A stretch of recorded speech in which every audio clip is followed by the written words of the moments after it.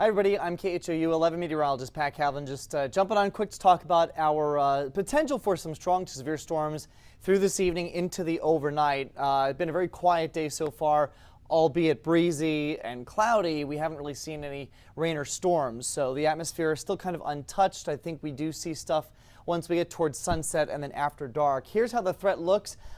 Pretty much from the city and points north is where things look the most significant in terms of any severe potential. I think as you get closer towards the coast, that severe threat really starts to drop off. The timing on this will be from the evening hours into the overnight. We could see maybe a few tornadoes, but I do think that threat is well north of the city.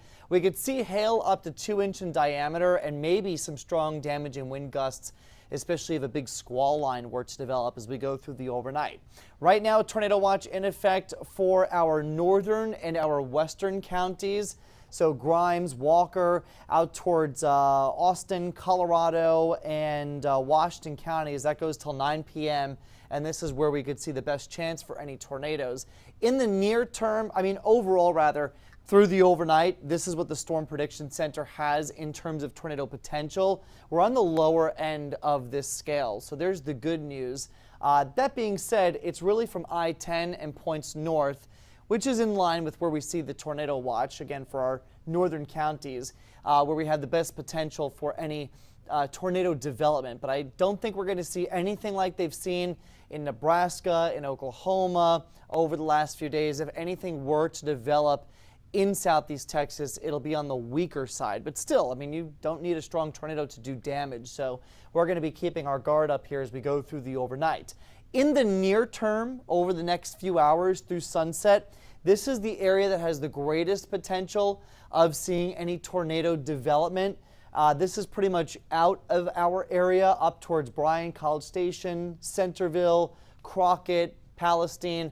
Those are the areas that are facing more of an immediate potential for tornadoes. But as all of this starts to move down towards the south and east, we may see that threat expand into southeast Texas. So again, things are pretty quiet right now. A couple showers starting to develop out towards Washington County in the Brenham area, and then going up towards Bryan and College Station. But it's farther to the north here where we've got not one but two active tornado warnings. Again, this is far away from the Houston metro. This is up towards Centerville, north of Madisonville. That's one, and the other one coming into Palestine right now. So again, this is where we have that immediate tornado threat here over the next few hours. But on the wider shot, you can see a lot of clouds out there so far, but nothing severe. Just a couple showers developing up through Washington County at the moment.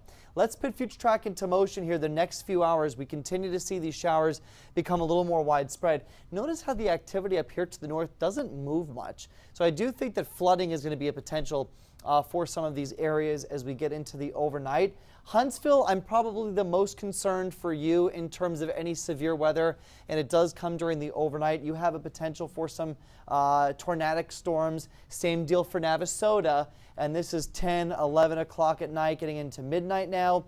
2, 3 o'clock in the morning. These storms still draped here from Livingston back through Conroe into the Woodlands. I think our tornado threat by this point of the overnight starts to diminish, and it becomes more of a hail, a flooding, and a damaging wind potential. And notice Houston so far still in the clear, but I think we get into the storms around the morning commute, the very early morning commute, so 4, 5, 6 o'clock in the morning. And now it's also out towards the east side of town. Western areas, I think you're going to be pretty quiet here as we get into Monday morning, and then eventually by mid-morning, everything should start to gradually wind down. So here's the severe weather outlook as we go through the rest of the overnight. It's a level 1 out of 5 for the coastal areas. That's the lowest threat potential. Then it's a 2 out of 5 for the city, I-10, and getting into areas like Grimes County back through Bryan and College Station. And then for Huntsville, Polk, San Jacinto counties, this is where, again, that threat for a tornado or two is the highest. It's a level 3 out of 5 for severe weather. So that's where we're going to have the best chance to see maybe damaging winds, some hail, and again, an isolated tornado potential. So here's the wind potential, the wind threat. We're kind of in the middle of the scale here, a 30% chance. Again, Walker, Polk, San Jacinto County, we could see wind gusts up to 70 miles per hour. That doesn't mean that we're going to see it.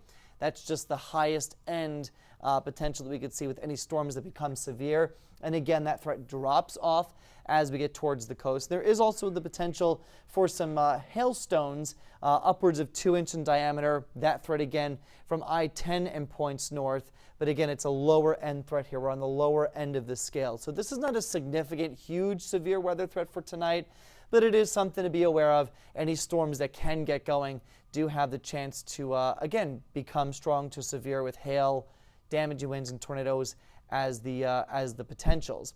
I do want to talk about the flooding threat because I think that's a little more widespread, and that's something that may impact more people than the severe weather aspect of this. And because of that, there's a flood watch in effect that goes until 10 o'clock Monday morning.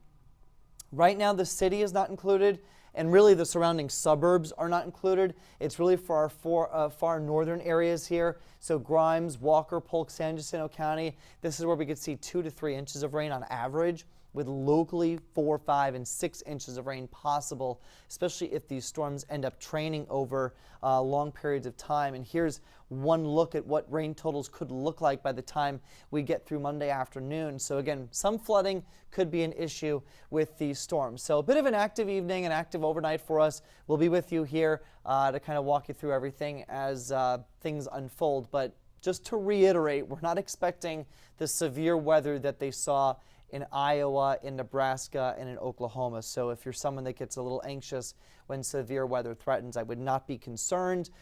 This is more kind of your typical severe weather potential that we see in the spring months here in southeast Texas. It's a lower end threat, but the potential is there, so we're going to keep an eye on it. We'll have an update on radar and the forecast, full 7-day forecast coming up when I see you on KHOU 11 News at 5:30 this evening.